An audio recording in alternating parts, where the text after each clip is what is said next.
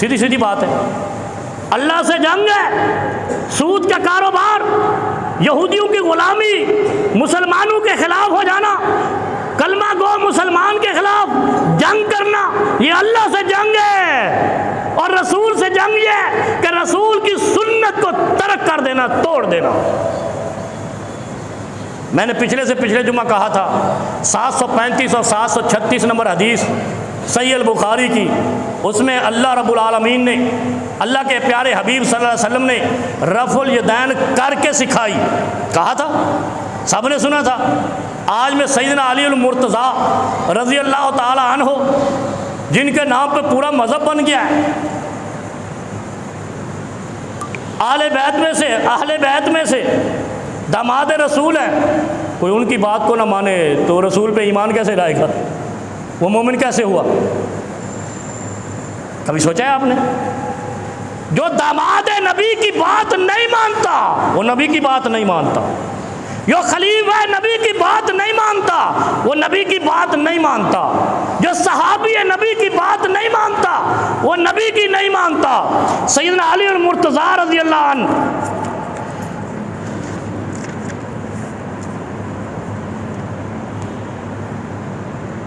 अन अली इब्न अबी तालिब अन्ना रसूल अल्लाह सल्लल्लाहु अलैहि वसल्लम काना यरफ़उ यदैहि इज़ा कब्बरा लिस्सलाह, वो रफ़ुल यदैन करते थे जब तकबीर तहरीमा कहते थे, जब भी कहते इफ्तिताह सलाह करते रफ़ुल यदैन करते हज़्ब मन के बैही। व इज़ा अरादा अन यरका, जब वो इरादा करते कि अब मैं रुकू करूँ, जब मैं रुकू करूँ। व इज़ा रफ़ा रासा मिन रुकू, और जब वो रुकू से सर उठाते, रुकू में जाते, रुकू से सर उठाते। व इज़ा कामा मिन रकातैन, जब 2 रकतों के बाद तीसरी रकत के लिए उठते, 2 रकतों के बाद तशहुद करते हैं फिर उठते हैं, उस वक़्त भी फ़अल मिस्ल ज़ालिक, ऐसे ही करते जैसे तकबीर तहरीमा में करते थे। तकबीर तहरीमा में क्या करते थे? कभी सोचा है आपने? तकबीर तहरीमा में क्या करते थे? ऐसे करते हैं ना, तो रुकू के वक़्त भी ऐसे करते, रुकू से उठते हुए भी ऐसे करते, तीसरी रकत में उठते हुए भी ऐसे करते। ये सैयदना अली मुर्तज़ा का अमल है। और अली मुर्तज़ा चौथे खलीफा हैं, यानी कोई ये दावा भी नहीं कर सकता कि वो सहाबी हैं जो नबी की ज़िंदगी में चले गए, नबी की ज़िंदगी में भी ज़िंदा, अबू बकर की खिलाफत में भी ज़िंदा, उमर फ़ारूक की खिलाफत में भी ज़िंदा, उस्मान गनी की खिलाफत में भी ज़िंदा, और फिर खुद खलीफा बने। कोई एक रिवायत अली उल मुर्तज़ा से रज़ी अल्लाह अन्हु कि उन्होंने कोई एक नमाज ऐसी पढ़ी हो जिसमें तकबीर तहरीमा की रफ़अ यदैन के बाद रुकू में रफ़अ यदैन न किया हो, रुकू से उठते हुए रफ़अ यदैन न किया हो, तीसरी रकत में उठते हुए रफ़अ यदैन न किया हो। काबे के रब की कसम, हमारी सज़ा वो है जो चोर की सज़ा है।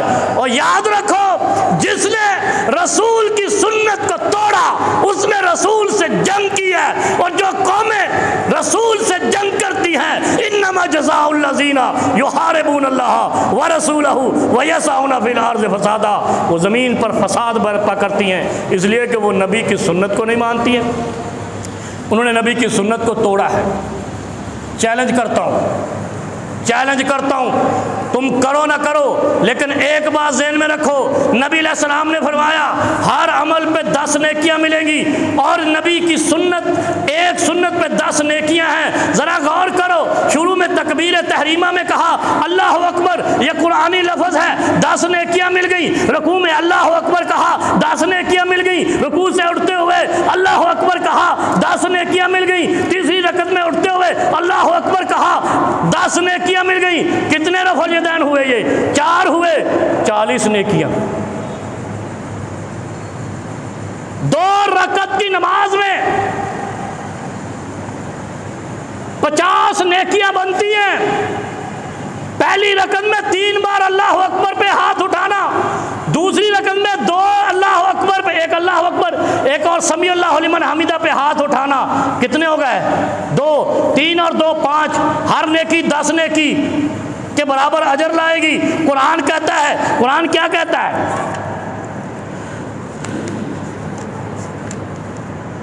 मन जा बिल हसनती फलहु अशरु अमसालिहा।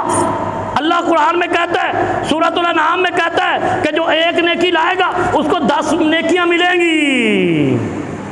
जिसने एक अल्लाह अकबर किया, अल्लाह के कुरान का लफ्ज़ है, नबी की सुन्नत है, 10 नेकियां मिली, तो कितने बने? 50 नेकियां। 2 रकत की नमाज में बंदा जो तोड़ देता है, छोड़ देता है, सिर्फ इतना नहीं कि वो छोड़ देता है, इतना भी है कि लौ तरक्तुम सुन्नत नबीयकुम लज़ललतुम। नबी अलैहिस्सलाम फरमाते हैं जिसने नबी की सुन्नत को छोड़ा, तरक किया, लज़ललतुम, वो गुमराह हो गया। जो रफ़ा यदैन नहीं करते, नबी ज़ीशान के फरमान के मुताबिक गुमराह है। ये सही हदीस है, सही मुस्लिम किताब सलाह हदीस नंबर है 257 और 654। सही मुस्लिम की रिवायत है, जो रफ़ल यदैन नहीं करता, अल्लाह के नबी फरमाते हैं जिनकी सुन्नत को ज़िंदा करना है, वो खुद फरमाते हैं कि वो गुमराह हो जाता है। लौ तरक्तुम सुन्नत नबीयकुम लज़ललतुम, जो नबी की सुन्नत को तर्क करे वो गुमराह है। लौ तरक्तुम सुन्नत नबीयकुम लज़ललतुम, जो नबी की सुन्नत को छोड़ेगा वो गुमराह हो जाएगा। हम क्यों नहीं करते पता है आपको? हमारे यहाँ कुछ लोग हैं ना जो नहीं करते, उनकी भी मैं बीमारी बता देता हूँ। ये बीमारी है और कुछ नहीं। ये बीमारी क्या है? ये ऐसा मर्ज़ ला यनफ़क है कि इस मर्ज़ का इलाज ही कुरान और हदीस है। उसके अलावा कोई मौलवी इनका इलाज नहीं कर सकता, कोई पीर इनका इलाज नहीं कर सकता, कोई वली इनका इलाज नहीं कर सकता, कोई इमाम काबा भी इनका इलाज नहीं कर सकता। इनका मर्ज़ ये है कि ये कुरान पढ़ना शुरू कर दें, नबी की सुन्नत की अज़मत को अपने दिल में जागुज़ी कर लें। जिसके दिल में नबी की अज़मत है, काबे के रब की कसम है, कभी नबी की सुन्नत नहीं छोड़ सकता, वही छोड़ेगा। लौ तरक्तुम सुन्नत नबीकुम लज़ललतुम, जो नबी की सुन्नत छोड़ता है वो गुमराह होता है। ये तो वाज़ेह हुक्म है। अभी तो एक रफ़ल यदैन पे आया हूँ। अच्छा, आप समझते हैं ये मौलवी जब एक बेदलील हो जाता है ना, यानी जिसके पास बात नहीं रहती करने को, दलील नहीं रहती, वो कहते हैं फ़रोई मसला है, और तेरे अब्बा का फ़रोई मसला, दीन साडा नबी दा है। कुछ कभी सोचा है आपने? क्या कहते हैं? मुझे भी कहते हैं ये तो फ़रोई मसला है। और मामा बुखारी च फ़रोई मसला आ गया, मुस्लिम में फ़रोई मसला आ गया, अबू दाऊद च फ़रोई मसला आ गया। ये सारा दिन फ़रोई है। तेरे अकीदे गुमराही पे चोट लगे तो वो फ़रोई मसला हो गया। जब नबी की सुन्नत फ़रोई मसला है तो जन्नत में कौन लेके जाएगा? कोई फरा वाला, कूफा वाला, बगदाद वाला, मशहद वाला, ईरान वाला, तुरान वाला, काबुल वाला, ढाके वाला। काबे के रब की कसम है, जो मदीने वाला जिसको जन्नत की सिफारिश नहीं देगा वो जन्नत में नहीं जाएगा, और सुन्नत मदीने वाले की जो तोड़ेगा मदीने वाला उसकी सिफारिश नहीं करेगा। 2 हरफी बात है। लम तरानियाँ तो छोड़नी नहीं है, लंबी लंबी तो छोड़नी नहीं है। हदीस को छोड़ने के लिए अपने दिल से कहानियाँ तो लानी नहीं है। नबी अलैहिस्सलाम फरमाते हैं कि जिसने मेरी सुन्नत छोड़ी वो गुमराह है, और जो गुमराह है वो नबी की सिफारिश का हकदार नहीं है। लिहाजा नबी मदीने वाले ताजदार ने जिसकी सिफारिश ना की वो जन्नत उस पे हराम, और वो उनमें जाएगा।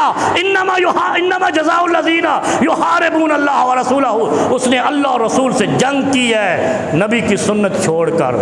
नेकियां तो बाद की बात है ना, 50 नेकियां 1 रकत में, 2 रकत में। और नेकियां तो तुम्हें चलो नहीं चाहिए, लेकिन सिफारिश तो चाहिए। शाफ़े महशर तो वही हैं, शफ़ीउल मुज़निबीन तो वही हैं। हाँ, शाफ़े महशर भी वही, शफ़ीउल मुज़निबीन भी वही, हम उनके उम्मती हैं। तो जब हमें वो कहेंगे कि तूने मेरी सुन्नत छोड़ी, जन्नत में कैसे जाओगे? ये हल्का मसला है। जो कहता है फ़रोई मसला है वो सिर्फ शकूक व शुबहात पैदा करता है। रफ़ुल यदैन को फ़रोई मसला कहने वाला नबी की सुन्नत तुमसे छुड़वा रहा है, और नबी की ज़ुबान से तुम्हें गुमराह कहलवा रहा है, और नबी की सिफारिश से तुम्हें महरूम कर रहा है।